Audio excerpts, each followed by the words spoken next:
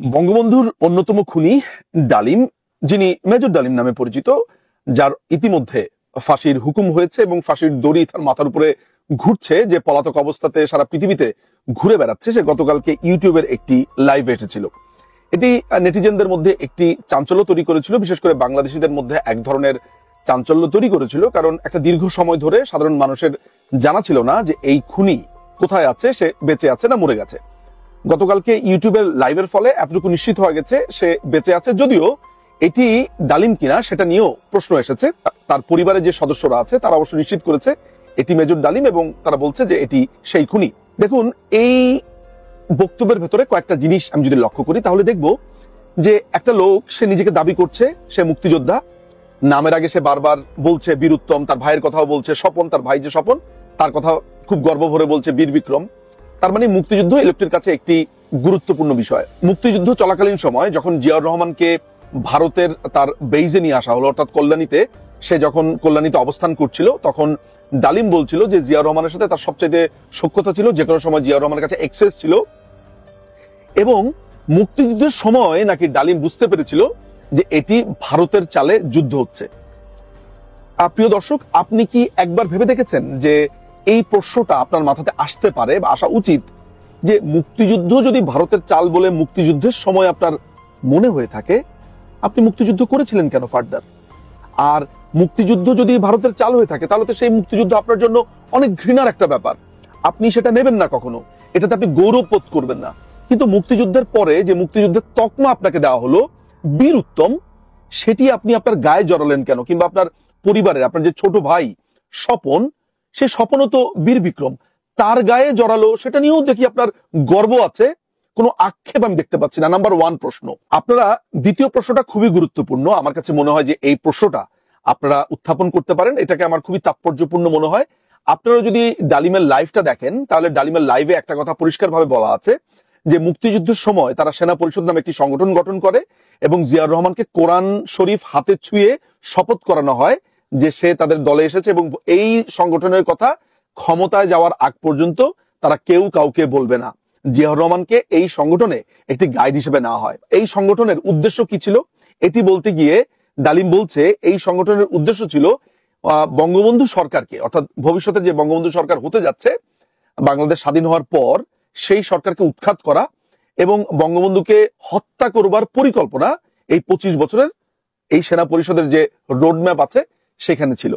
আমার এই কথাটা যদি আরেকবার আপনার কাছে মনে হয় যে দেখি তো ডালিম কি বলেছে, আপনারা সেই লাইভ থেকে দেখতে পারেন, আমি আর এখানে জুড়ে দিলাম না, কারণ এখানে কপিরাইটের অনেকগুলো ইস্যুজ আছে। যেই লোকটা মুক্তিযুদ্ধের সময় বঙ্গবন্ধুকে হত্যা করবার প্ল্যান করে, সেই লোকটা যখন তার লিখিত গ্রন্থের মধ্যে, আমি সেই বইটা দেখাচ্ছি, এই বইটার ভেতরে সে বারবার বলছে বাকশালের জন্য, রক্ষী বাহিনীর জন্য, আওয়ামী লীগের অরাজকতার জন্য বঙ্গবন্ধুকে খুন করেছে, উৎখাত করেছে, তাহলে তার আজকের অর্থাৎ গতকালকের লাইভের সাথে তার এই বইয়ের বক্তব্য কি মেলে? সে তো বলছে মুক্তিযুদ্ধের সময় প্ল্যান করেছে। তো যেই লোকটা মুক্তিযুদ্ধের সময় বঙ্গবন্ধুকে হত্যা করার প্ল্যান করে, সে বাকশালের ধোয়া তুলছে কেন? সে রক্ষী বাহিনীর ধোয়া তুলছে কেন? এই প্রশ্নটা আজকের তরুণ তরুণীরা অনুগ্রহ করে করবেন এবং এটার জবাব আমার ধারণা আপনারা চাইবেন। এটা গেল দুটো। আর 3 নাম্বার যেটা, সেটাও আমার জন্য অনেক গুরুত্বপূর্ণ, সেটা হচ্ছে একটা দীর্ঘ সময় ধরে আপনারা শুনে এসেছেন যে মুক্তিযোদ্ধা ক্যাপ্টেন শেখ কামাল, তিনি নাকি আপনার মেজর ডালিমের ওয়াইফকে উঠিয়ে নিয়ে এসেছিলেন। গতকালকের তার লাইভের পরে আপনারা নিশ্চয়ই নিশ্চিত হয়েছেন যে শেখ কামালের কোনো ভূমিকাই সেখানে ছিল না, এবং অনেকদিন ধরে আমরা বলে এসেছি যে ডালিমের নিজের গ্রন্থেই লেখা আছে। আপনাদের মধ্যে অনেকেই সেটা বিশ্বাস করেছেন, অনেকেই করেননি। কালকে তো আপনাদের কাছে এতটুকু নিশ্চিত হয়ে গিয়েছে যে Sheikh Kamal had nothing to do with that incident. আচ্ছা, ওই ইনসিডেন্টটাতে বিয়ে বাড়িতে কি হয়েছিল, বিয়ে বাড়িতে হওয়ার পরে উঠিয়ে নিয়ে আসা নানান ধরনের কথাবার্তা শুনেছি। মাথায় রাখবেন যে একটা ফ্যাক্টের ভেতরে যদি একটা মিথ্যা থাকে, একটা গোলমাল থাকে, তাহলে পুরো ফ্যাক্ট নিয়ে কিন্তু আপনার প্রশ্ন উঠবে। আমি ওই ইনসিডেন্টটা নিয়ে আপাতত এই মুহূর্তে কোনো কথা বলছি না, কিন্তু আমি ইনসিডেন্টটার পরের যেই বিচার চাইবার যেই জায়গাটা আছে বা অংশটা আছে, সেই জায়গা থেকে একটা প্রশ্ন করছি। আমি আশা করি এই প্রজন্মের তরুণ তরুণীরা সেই প্রশ্নটা তুলবেন। সেই প্রশ্নটা কি? সেই প্রশ্নটা হচ্ছে যে বঙ্গবন্ধুর বাসাতে যখন গেলেন, সেখানে বঙ্গবন্ধু পুরো ব্যাপারটাকে মিটমাট করলেন এই বলে যে প্রথমে মাফ চাইতে বললেন গাজীকে, গাজী মাফ চাইলো, এবং গাজীকে যা বলার বললেন, প্লাস মেজর ডালিমকে এবং নিম্মিকে অর্থাৎ ডালিমের ওয়াইফকে এই বলে কথা দিলেন যে গাজীর বিচার হবে। আপনি সেটা বিশ্বাস করেন আর বিশ্বাস না করেন, গাজীর বিচার হবে বলে বঙ্গবন্ধু বলেছে। ডালিম ওই মুহূর্তে সেটা মেনে নিয়েছে। ওকে, বিচার যখন হবে আমি দেখি কি বিচার করে, এই তো ঘটনা। এটা সে মেনে নিয়ে সেই বাসা থেকে বের হয়ে আসলো।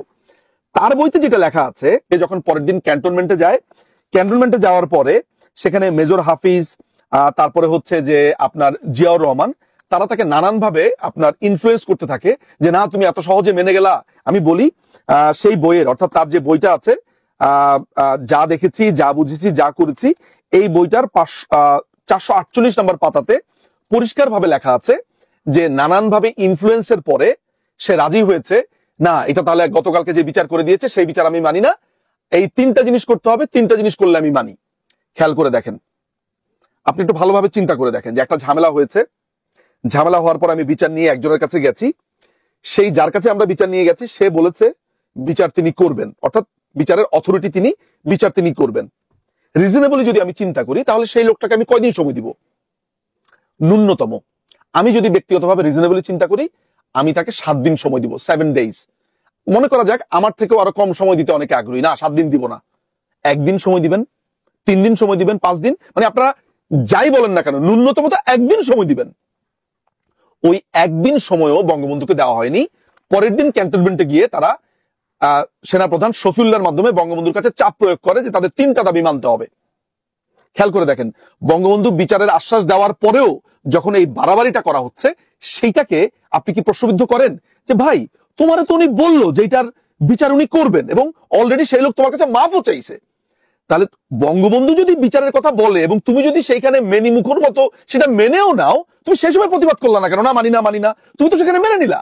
মেনে নেওয়ার পরে তুমি তাকে দায়িত্ব দিলা, দায়িত্ব দেওয়ার পরে তুমি বাসায় এসে বললা আমি মানি না, এটা তোমার ছ্যাচরামি। এবং তুমি কি শর্ত দিয়েছো সেটা একটু আমি দর্শকদের উদ্দেশ্যে পড়ে শোনাই, তোমার বই থেকে আমি বলছি।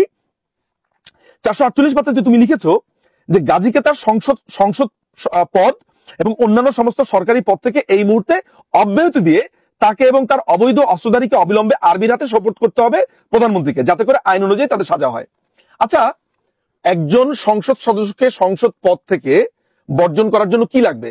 তদন্ত করা লাগবে, সে কি করেছে সেটা অন রেকর্ডে থাকতে হবে, ডেফিনেটলি একটা প্রসিডিওর। কারণ আমি একটা এমপি কে তার নামে যা অভিযোগ আসুক না কেন বা ডালিমের নামেও যা অভিযোগ আসুক না কেন, আমাকে একটা এনকোয়ারি করতে হবে, তদন্ত করতে হবে। আর সবচেয়ে বড় ব্যাপার হচ্ছে, ধরা যাক তদন্ত শুরু করলো, সাথে সাথে সদস্য পদ বাতিল করলো, আর্মির হাতে তুলে দিতে হবে কেন? তুই কে রে ভাই? তুই কে? তুই কি দেশের পুলিশ, দেশের আইন শৃঙ্খলা? ওকে যদি তুলে দিতে হয়, আমাদের পেনাল কোড আছে, পেনাল কোড অনুযায়ী তার নামে মামলা হবে, সাংসদের নামে যেভাবে আইনি ব্যবস্থা নেওয়া হয় সেইভাবে হবে। তোর হাতে তুলে দিবে কেন? তুই কি দেশের হর্তাকর্তা? তাহলে দর্শক আপনারা বুঝলেন যে তাদের দাবির মধ্যে ছিল তাদের হাতে তুলে দিতে হবে। মানে বঙ্গবন্ধুকে তারা গালমন্দ করছে, সমালোচনা করছে, নিজেরা যে গুন্ডামি করছে, মাস্তানি করছে, সেটা নিয়ে আপনি প্রশ্ন করেন। হ্যাঁ তাই তো, নিজুম ভাই তো এই প্রশ্নটা তুলেছে, ভ্যালিড প্রশ্ন। আপনার হাতে তুলে দিতে হবে কেন? আপনার বইয়ের ভিতরে লেখা আছে। 2 নাম্বার যুক্তি, গতরাতের সমস্ত ঘটনা সব প্রচার মাধ্যমগুলোর মাধ্যমে দেশের জনগণকে অবগত করবার অনুমতি দিতে হবে প্রধানমন্ত্রীকে, অর্থাৎ সমস্ত পত্রিকার ভিতরে এটা লিখতে হবে, অনুমতি দিতে হবে। মাননীয় প্রধানমন্ত্রী বঙ্গবন্ধু শেখ মুজিবুর রহমান সেই সময় প্রচার মাধ্যমগুলোকে এটা প্রচার করতে বাধা দিয়েছে কিনা তার বইয়ের ভিতরে এটা লেখা নাই, ফলে আমরা এটা জানি না। সবচেয়ে বড় ব্যাপার হচ্ছে, একটা সাবজুডিস ম্যাটার যেটা অলরেডি বলা হচ্ছে, যেটার বিচার হচ্ছে, সেটা প্রচার মাধ্যমগুলোতে এনে আপনার ধান্দাটা আসলে কি ছিল? ওই যে মুক্তিযুদ্ধের সময় আপনি 25 বছরের চুক্তি করেছিলেন বঙ্গবন্ধুকে মেরে ফেলবেন, সেটা ফিল্ড রেডি করছেন, তাই তো? আচ্ছা, 3 নাম্বারটা ভয়াবহ। সেটা বলছে, যেহেতু গাজী আওয়ামী লীগের সদস্য, সেই পরিপ্রেক্ষিতে পার্টি প্রধান হিসেবে প্রধানমন্ত্রীকে ব্যক্তিগতভাবে মেজর ডালিম এবং তার স্ত্রীর কাছে ক্ষমা চাইতে হবে। মানে বঙ্গবন্ধু ক্ষমা চাবে ডালিমের কাছে আর ডালিমের ওয়াইফের কাছে। কেন? কারণ বঙ্গবন্ধুর দলের এক সদস্য, বঙ্গবন্ধুর দলের এক সংসদ সদস্য বা একজন ব্যক্তি বা নেতা ডালিম এবং তার ওয়াইফের সাথে অন্যায় করেছে। যদিও সেটা তদন্ত সাপেক্ষে আমরা এক পক্ষীয় শুনেছি, শুধু ডালিমের বক্তব্য শুনেছি। গাজী বেঁচে নেই, গাজীর ফ্যামিলি বেঁচে নেই, কেউ বেঁচে নেই, আমরা জানিও না আদৌ কি হয়েছে। অর্থাৎ 2 পক্ষের কথা কি আমরা শুনবো কিনা, সে যত বড় অন্যায়কারী হোক, আমরা 2 পক্ষের বক্তব্য শুনবো কিনা। কিন্তু দর্শক, আপনি কি একবারও বলেছেন আচ্ছা ডালিমের কথা শুনলাম, এবার গাজীর ফ্যামিলির কথা শুনি তো আসলে সেদিন বিয়ে বাড়িতে কি হয়েছিল? আপনারা কিন্তু সেটা শুনতে চাননি, আপনারা ডালিমের কথাই বারবার বিশ্বাস করছেন। এটা একটা অদ্ভুত একটা ব্যাপার। মানে আমি যাদেরকে দেখেছি তারা এটা মেনে নিয়েছে, আচ্ছা বুঝলাম এটা ডালিমের কথাই মনে সত্য, কিন্তু আপনার অপর পক্ষের কথা, অথচ আপনার ন্যায় বিচারের কথা বলেন, আপনার সাম্যের কথা বলেন, মানবিক মর্যাদার কথা বলেন, আপনারা সম অধিকারের কথা বলেন, সংবিধানের কথা বলেন, অথচ আপনারা দুই পক্ষের কথা শুনতে রাজি না। এখন গাজীর করা একটা অপরাধ যদি হয়ে থাকে, ধরা যাক অপরাধ হয়েছে, সেটার জন্য বঙ্গবন্ধু ক্ষমা চাইবে কেন? আর বঙ্গবন্ধু তো অলরেডি প্রচুর সাবমিসিভ হয়েছে তাদের কাছে, এই বইয়ের ভিতরে সেটা লেখা আছে। এবং আরেকটা আশ্চর্য জিনিস ডালিমের বক্তব্য থেকে আমরা দেখেছি, সেটা হলো গাজী যখন ডালিমের ফ্যামিলিকে গাড়িতে উঠালো, ডালিমের ভাষ্য অনুযায়ী, যদিও আমরা গাজীর পরিবার বা গাজীর ভাষ্য আমরা জানি না, তখন গাজীর ফ্যামিলির যারা যারা ছিল গাজীর বাসাতে, আর্মি তাদেরকে নিয়ে এসেছে আপনার ক্যান্টনমেন্টে বা তাদের ডেরাতে।